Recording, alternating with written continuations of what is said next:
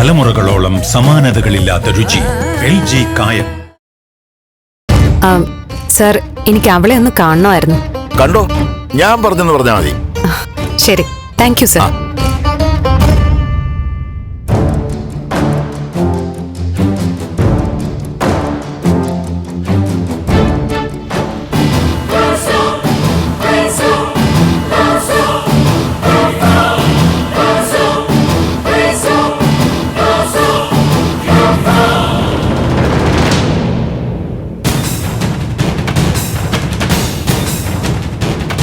സ്റ്റേഷനകത്ത് നിന്നെ ഇങ്ങനെ കാണാനായിട്ട് ദൈവം ഒരു അവസരം ഉണ്ടാക്കി തരുമെന്ന് സ്വപ്നത്തിൽ പോലും ഞാൻ വിചാരിച്ചില്ല.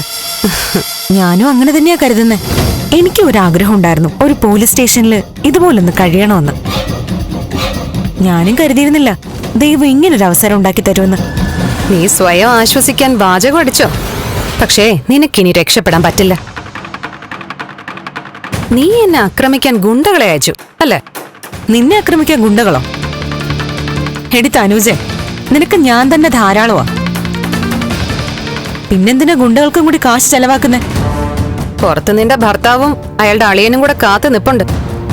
അവരും ദുഃഖം മറച്ചിട്ടേ തള്ളി മറിക്കുകയായിരുന്നു. എന്നാലും നിനക്കെന്നെ കൊല്ലാൻ തോന്നി. ഇത് ഞാൻ ഒട്ടും പ്രതീക്ഷിച്ചില്ല. നോക്ക് തനുജ, ഞാൻ സത്യമായിട്ടും പറയാ, ഞാൻ ഗുണ്ടകളെ ആരെയും അയച്ചിട്ടില്ല. ഇന്നലെ നിന്റെ നേർക്ക് ആക്രമണം നടന്നിട്ടുണ്ടെങ്കിൽ അതിന് ഉത്തരവാദി ഞാനല്ല. അത് ശരി, അപ്പൊ പേടിച്ചു തുടങ്ങി അല്ലേ? പേടിച്ചിട്ടല്ല, തെറ്റിദ്ധാരണ വേണ്ടാന്ന് പറഞ്ഞതാ. വെറുതെ കേസും കോടതിയായിട്ട് രണ്ട് കുടുംബങ്ങളുടെയും കാശും സമയവും ഒന്നും പോകണ്ടെന്ന് വെച്ചിട്ടാ. കാശ് പോവുന്ന തേവക്കാട്ടുകാർക്ക് പേടിയില്ല, പോകുന്നതിന്റെ ഇരട്ടി വന്നോണ്ടേയിരിക്കും.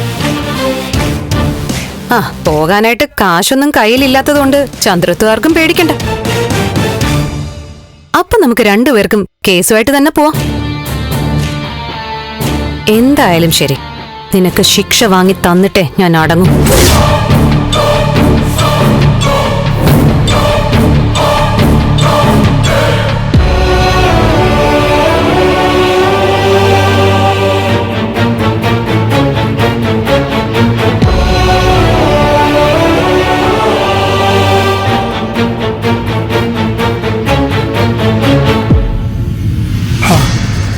മോനെ, ഇവിടെ ഇരുന്നിട്ടൊരു സമാധാനമില്ല. ഞാനും വരാം, നമുക്ക് സ്റ്റേഷനിലേക്ക് പോവാം. അച്ഛൻ അങ്ങോട്ട് വന്നിട്ട് എന്താ അച്ഛ കാര്യം? ഞങ്ങളെ കൊണ്ട് പറ്റുന്ന എല്ലാ വഴിയും ശ്രമിച്ചിട്ടും ഒന്നും നടന്നില്ല. എന്താ വേണ്ടെന്ന് വെച്ചാ ഞാൻ ചെയ്തോളാം. അമ്മേ, അച്ഛനെ അങ്ങോട്ട് വിടണ്ട. നിങ്ങൾ ധൈര്യമായിട്ടിരിക്കുക. ദേവിക്ക് ഒന്നും സംഭവിക്കില്ല. അവളുടെ കൂടെ ഞാനുണ്ട്. നന്ദനുണ്ട്, അത് ഞങ്ങൾക്കറിയാം. പക്ഷേ മോൻ അങ്ങനെ ഉണ്ടെന്ന് പറഞ്ഞിട്ട് ഒരു കാര്യമില്ലല്ലോ.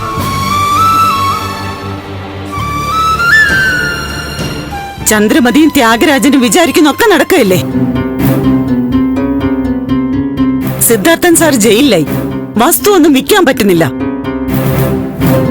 തനുജയെ ആരോ ആക്രമിച്ചു എന്ന് പറഞ്ഞാൽ എന്റെ മോളെ പിടിച്ചോണ്ട് പോകുന്നു. മോനുണ്ടെന്ന് പറഞ്ഞിട്ട് ഇതൊന്നും നടക്കാതിരിക്കുന്നില്ലല്ലോ. ഞാൻ അന്നേ പറഞ്ഞതല്ലേ നന്ദേട്ടാ, കുറച്ചു ദിവസം ഇവിടെ വന്ന് നിൽക്കാൻ. അതുകൊണ്ട് എന്താ കാര്യം?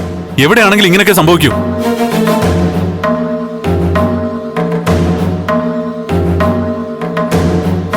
അച്ഛാ, നിങ്ങളോട് സമാധാനമില്ലാതെ വിഷമിക്കല്ലെന്ന് ഓർത്തിട്ട് ഞാൻ ഇങ്ങോട്ട് വന്നത്. ഒന്നുകൊണ്ടും പേടിക്കണ്ട. ബലരാമ സാറാണ് തനൂജയുടെ അച്ഛനെന്ന് അന്നേ സിദ്ധാർത്ഥൻ സാറ് പറയണായിരുന്നു. ഇനിയിപ്പോ കഴിഞ്ഞത് പറഞ്ഞിട്ട് കാര്യമില്ല അച്ഛാ. നന്ദ, ഞാനും കൂടെ സ്റ്റേഷനിലേക്ക് വരാം. ഞാൻ ചോദിക്കാം പോലീസുകാരോട് എന്തിനാ ദേവിക അറസ്റ്റ് ചെയ്തെന്ന്.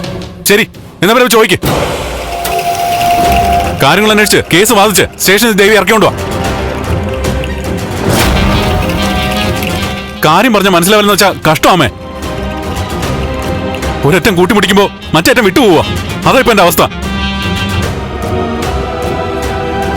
പ്രശ്നങ്ങൾ ഇവിടെ അറിയിച്ച് ഇവിടെ വിഷമം കൂട്ടണ്ടെന്ന് വിചാരിച്ചിട്ടാ പലതും പൊതിഞ്ഞും ഒളിച്ചും വെക്കുന്നത്. സാമ്പത്തിക ബാധ്യത ഇഷ്ടം പോലെ, ശത്രുക്കളുടെ എണ്ണം പറയാൻ വയ്യ. സ്വന്തം വീടിനും വസ്തുവിനും അവകാശമില്ല. അങ്ങനെ തലയ്ക്ക് മുകളിൽ 100,000 പ്രശ്നങ്ങളാ. എല്ലാത്തിനും ഒന്ന് കൂട്ടിമുട്ടിക്കാൻ ശ്രമിക്കുക. അപ്പൊ മനസ്സിലാക്കുന്നവര് ആശ്വസിപ്പിച്ചില്ലെങ്കിൽ വേണ്ട, വിഷമിപ്പിക്കാതെങ്കിലും ഇരിക്കണം.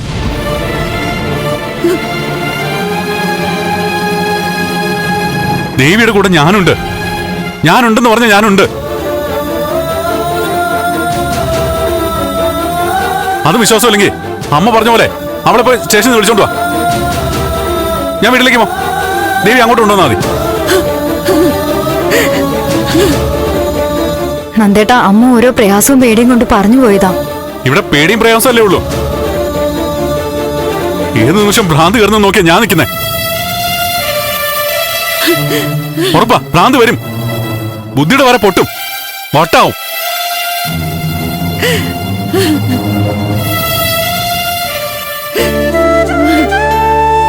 നിങ്ങൾക്ക് കരഞ്ഞ ആശ്വാസം കിട്ടും. എനിക്ക് കരയാൻ കൂടി പറ്റുന്നില്ല. അതാ എന്റെ അവസ്ഥ. മോന്റെ വിഷമം ഞങ്ങൾക്കറിയാം. ഓരോരോ കാര്യങ്ങൾ ആലോചിച്ച് വെപ്രാളം വരുമ്പോ മനസ്സിൽ ഉദ്ദേശിക്കുന്ന ആയിരിക്കില്ല പുറത്തേക്ക് വരുന്നത്. ഞാൻ വീണ്ടും പറയാച്ചാ, ഈ കാര്യങ്ങൾ ഓർത്ത് നിങ്ങൾ വിഷമിക്കണ്ട. ഞാൻ സ്റ്റേഷനിൽ കൂടെയുണ്ട്.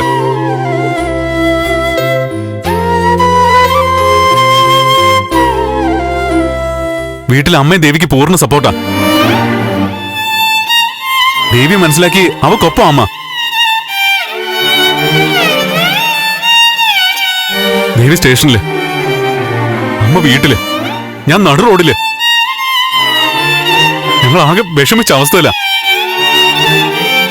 അതിന്റെ ഇടയിൽ ഇങ്ങനെ കൂടെ കേൾക്കുമ്പോ പിടിച്ചിരിക്കാൻ പറ്റില്ല. ഞാൻ അങ്ങനെ പറഞ്ഞു പോയതമ്മേ. സോറി അമ്മേ.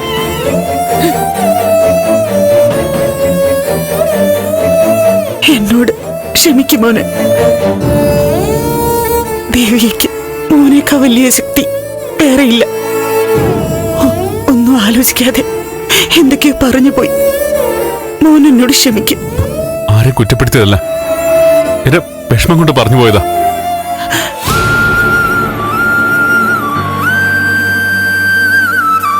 അവക്ക് ഒരു കുഴപ്പം വരില്ലമ്മേ. നിങ്ങൾ ആരും പേടിക്കണ്ട.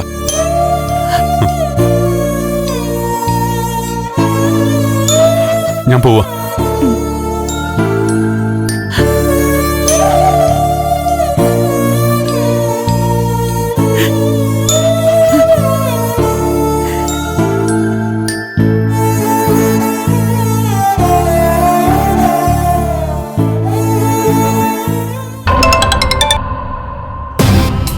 ഹലോ, ത്യാഗരാജൻ സാറേ, ഞാൻ ജയന്തനാ, അഡ്വക്കേറ്റ്. ആ പറ ജയന്തൻ.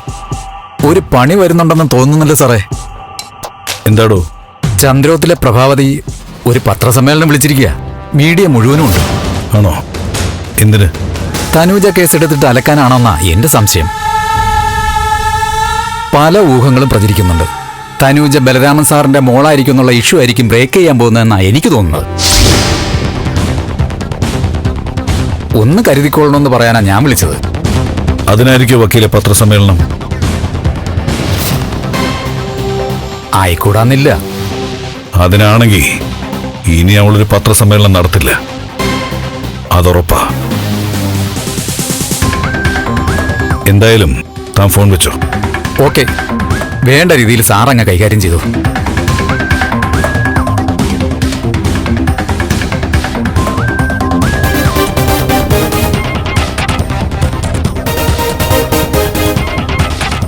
എന്താ ത്യാഗരാജ, നീ എന്താ വല്ലാതെ?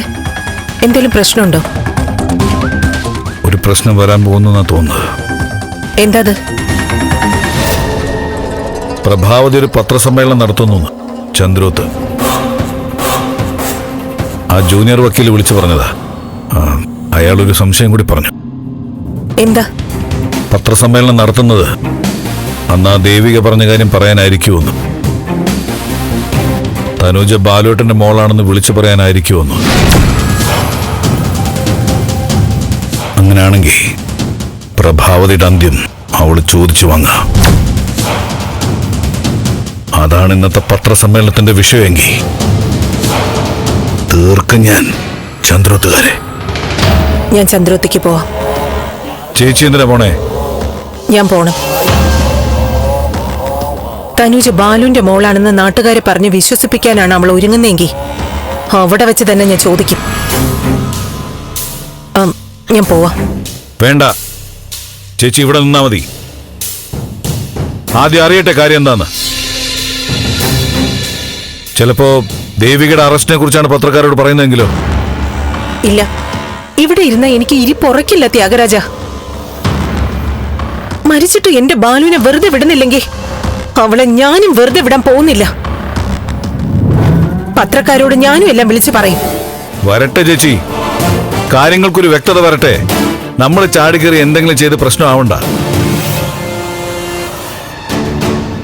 നമ്മുടെ നേർക്കാണ് കാര്യങ്ങൾ വരുന്നതെങ്കിൽ പിന്നെ ത്യാഗരാജൻ ഒരു മന്ത്രിയും പാർട്ടിയും നോക്കില്ല, തീർക്കും. ഓരോന്നോരോന്നായി കണക്ക് തീർത്തിരിക്കും ഞാൻ.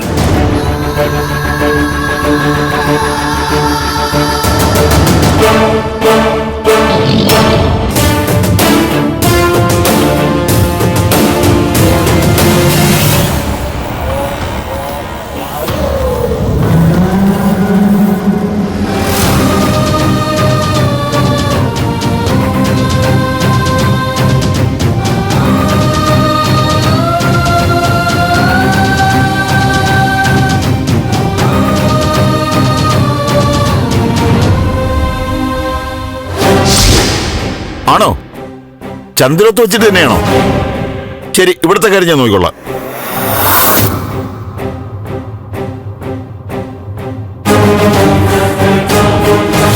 അമ്മായിയമ്മ പത്രസമ്മേളനം വിളിക്കാൻ പോവുകയാണല്ലോ. എന്ത് ബോംബാ പൊട്ടിക്കാൻ പോകുന്നേ? എന്ത് ബോംബാണെങ്കിലും അത് ശക്തിയുള്ളത് തന്നെയായിരിക്കും സർ. പല സത്യങ്ങളും പുറത്തു വരും. കൊള്ളാം. കള്ളന്മാരും കള്ളികളും ഒക്കെയാ ഇപ്പൊ സത്യം പുറത്തു കൊണ്ടുവരാൻ നിൽക്കുന്നേ. സർ പ്ലീസ്, ഇങ്ങനെ അവഹേളിച്ച് സംസാരിക്കരുത്. ഞങ്ങളുടെ കുടുംബത്തിൽ ആരും കള്ളം ചെയ്തിട്ടില്ല. കള്ളം ചെയ്തിട്ടില്ലേ? പിന്നെന്തിനാ സിദ്ധാർത്ഥൻ ജയിലിൽ കിടക്കുന്നേ? നീ എന്തിനാ ഇവിടെ നിൽക്കുന്നേ? കള്ളിയെന്ന് വിളിച്ചപ്പോ പൊള്ളുന്നു. നിന്റെ അഭിനയൊന്നും ഇവിടെ വേണ്ട. പ്രഭാവതി പത്രസമ്മേളനം നടത്തി കഴിയുമ്പോ ഞാനിവിടെ ചാനലുകാരെ വിളിച്ചു വരുത്തും. നിന്റെ പേരിൽ നല്ല 1-2 കേസും വെച്ച് തരും. സാറിന് അധികാരമുണ്ട്. സാറ് വിചാരിച്ച കൊലക്കേസും ലഹരി കേസും ഒക്കെ തലയിൽ വെച്ച് കെട്ടാൻ പറ്റും. പക്ഷെ സാർ, തോൽക്കില്ല എന്നുറപ്പിച്ച ഞാനിവിടെ നിൽക്കുന്നെ. ഒരു സ്റ്റേഷനില് സിഐയുടെ മുഖത്ത് നോക്കി എനിക്ക് സംസാരിക്കാൻ ധൈര്യം തരുന്നതേ തെറ്റ് ചെയ്തിട്ടില്ല എന്നുള്ള ഉറപ്പാണ് സർ. എനിക്കറിയാം സാർ എന്നെ കോടതിയിൽ ഹാജരാക്കാതെ ഇവിടെ നിർത്തിയിരിക്കുന്നതേ ഒരുതരം പീഡിപ്പിക്കലാന്ന്. അവസാനം സാറ് തയ്യാറാക്കി വെച്ചിരിക്കുന്ന മൊഴിയില് ഞാൻ ഒപ്പിടും. എന്നിട്ട് കോടതിയിൽ ഹാജരാക്കി എന്നെ റിമാൻഡ് ചെയ്യിക്കും. അങ്ങനെയല്ലേ സാറ് കരുതുന്നേ? ഞാൻ ഒപ്പിടില്ല സർ. ഒപ്പിട്ടില്ലെങ്കിൽ കൈവിട്ടി കളയുമെന്ന് പറഞ്ഞാൽ പോലും ഞാൻ ഒപ്പിടില്ല. ഒറ്റ ചവിട്ടിനില്ലല്ലോ നീ. ബലം പ്രയോഗിച്ച് ഒപ്പിടിക്കാൻ എനിക്കറിയാം. ദേഹം നോവാതെ മൊഴിയിൽ ഒപ്പിടാൻ ഒരു അവസരം തന്നപ്പോ അപ്പൊ അവളങ്ങ് ആളാവുന്നു. നീയായിട്ട് തന്നെ പറയും ഞാൻ ഒപ്പിട്ട് തന്നോളാം സാറേന്ന്. അതുവരെ നീ ഇവിടെ നിൽക്കും. ഞാൻ ഒപ്പിടില്ല സർ.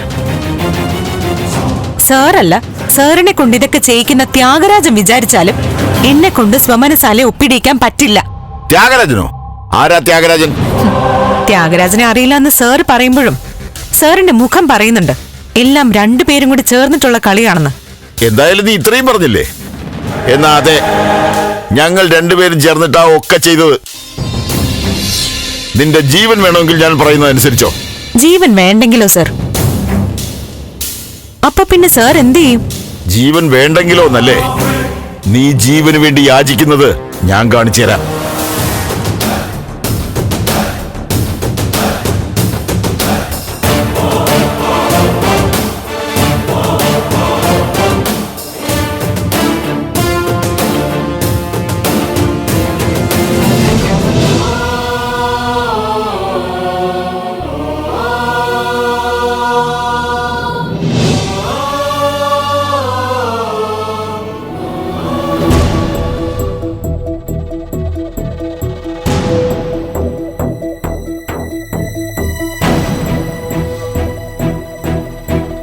നമസ്കാരം.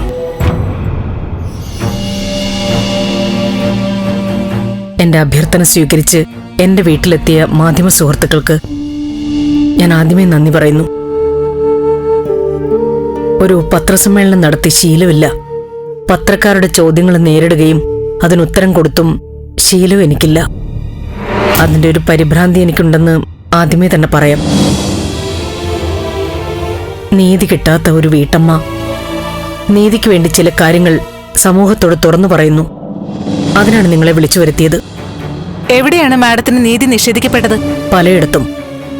മുൻപ് ഞങ്ങളുടെ കുടുംബം നേരിട്ട ഒരു വലിയ പ്രതിസന്ധി നിങ്ങൾക്കറിയാം. മീര വധക്കേസ്. അതിനെ തുടർന്ന് ഞങ്ങൾ നേരിട്ട വേട്ടയാടൽ, അപമാനം, ആരോപണങ്ങൾ, പോലീസ് അന്വേഷണം. അവസാനം സത്യം തെളിഞ്ഞു. പക്ഷെ അതിനുള്ളിൽ ഞങ്ങൾക്ക് നഷ്ടപ്പെടേണ്ടതൊക്കെ നഷ്ടപ്പെട്ടു കഴിഞ്ഞു. സമാനമായ അനുഭവങ്ങളാണ് ഇപ്പൊ ബലരാമന്റെ മരണത്തിലും ഞങ്ങൾ അനുഭവിച്ചുകൊണ്ടിരിക്കുന്നത്. ഒന്ന് വ്യക്തമാക്കാമോ? കോടതിയിലിരിക്കുന്ന കേസാ. പക്ഷേ എന്റെ വശം തുറന്നു പറയാലോ. ബലരാമന്റെ വധം എന്റെ ഭർത്താവിന് മേൽ വച്ചു കെട്ടിയിരിക്കുന്ന ഒരു കേസാ. ഒരു വ്യാജ കേസ്. ബലരാമൻ യഥാർത്ഥത്തിൽ ആത്മഹത്യ ചെയ്തതാ.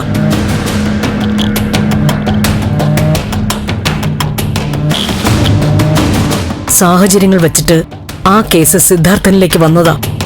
അത് കോടതിയിൽ തെളിയിക്കപ്പെടേണ്ടതിനാൽ അതിനെക്കുറിച്ച് കൂടുതലൊന്നും പറയാൻ നിർവാഹമില്ല. മാഡം, സിദ്ധാർത്ഥൻ ചന്ദ്രത്തിന്റെ മകളാണെന്ന് അവകാശപ്പെട്ടുകൊണ്ട് തനൂജ എന്ന പെൺകുട്ടി രംഗപ്രവേശനം നടത്തിയിട്ടുണ്ട്. അതിന്റെ വാസ്തവം എന്താണ്? സത്യം പറഞ്ഞാൽ ആ വിഷയത്തിൽ ഒരു വിശദീകരണത്തിന് വേണ്ടിയാ ഇപ്പൊ ഈ പത്രസമ്മേളനം വിളിച്ചത്. യഥാർത്ഥത്തിൽ തനൂജയും എന്റെ ഭർത്താവ് സിദ്ധാർത്ഥനുമായി യാതൊരു ബന്ധവുമില്ല. എന്റെ ഭർത്താവ് തനൂജയെ മരണത്തിൽ നിന്ന് രക്ഷപ്പെടുത്തുകയായിരുന്നു. അതെങ്ങനെയാണ് സംഭവിച്ചത്? ജനിച്ചധികം വൈകാതെ തന്നെ മരണപ്പെടുമെന്ന് ഉറപ്പുള്ളതുകൊണ്ട് ആ കുഞ്ഞിനെ രക്ഷിച്ച് ഒരു വ്യക്തിയെ വളർത്താൻ ഏൽപ്പിച്ചു. ആ കുട്ടിക്ക് വേണ്ട സകല ചെലവും വഹിച്ച് പാവം സിദ്ധാർത്ഥൻ അതിനെ സംരക്ഷിച്ചു. ആ കുഞ്ഞ് വളർന്നു ഇന്ന് ഞങ്ങളുടെ പേടി സ്വപ്നമായ തനൂജയായി മാറിയിരിക്കുന്നു.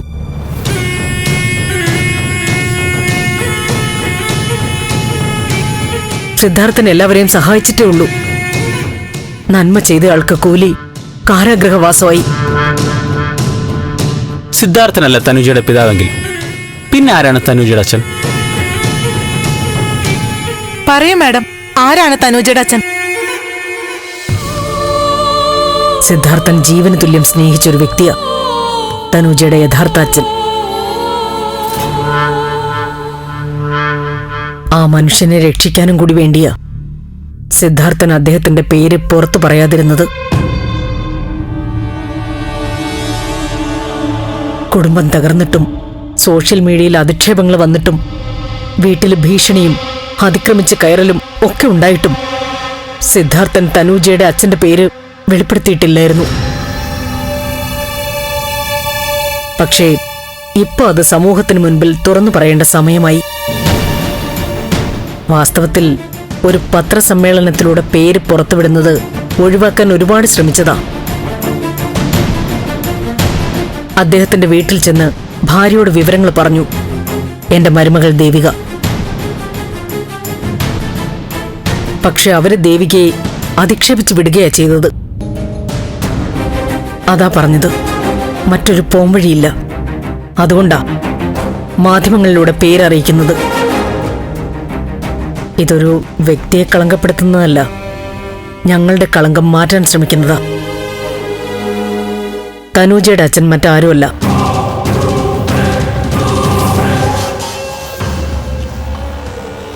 കേരളത്തിലെ സമുന്നതനായ നേതാവായിരുന്ന അന്തരിച്ച തേവക്കാട്ട് ബലരാമനാണ്.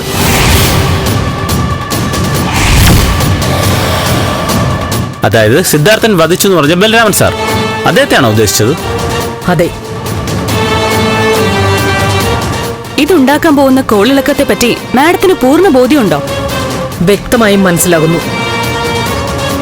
ഏത് കോളിളക്കവും നേരിടാം, എന്തിനും മറുപടിയും തെളിവും കൊടുക്കാം.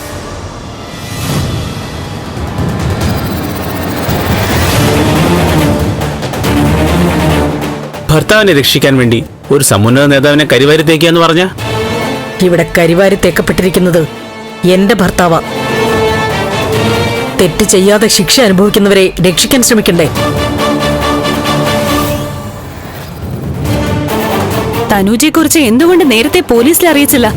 ബലരാമനോടുള്ള സ്നേഹം കൊണ്ട്, കഴിയുന്നതും ബലരാമനുമായി തനൂജയെ ബന്ധപ്പെടുത്തരുതെന്നുള്ള ആഗ്രഹം കൊണ്ട്. തനുജയുടെ അച്ഛൻ ബലരാമനാണെന്ന് പറഞ്ഞു. അങ്ങനെയാണെങ്കിൽ അമ്മയാര്?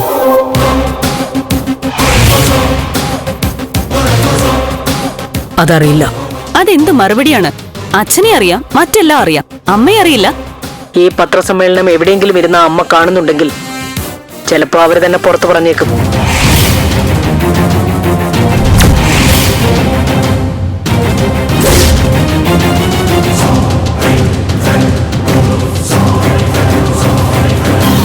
തലമുറകളോളം സമാനതകളില്ലാത്ത രുചി. LG കായം.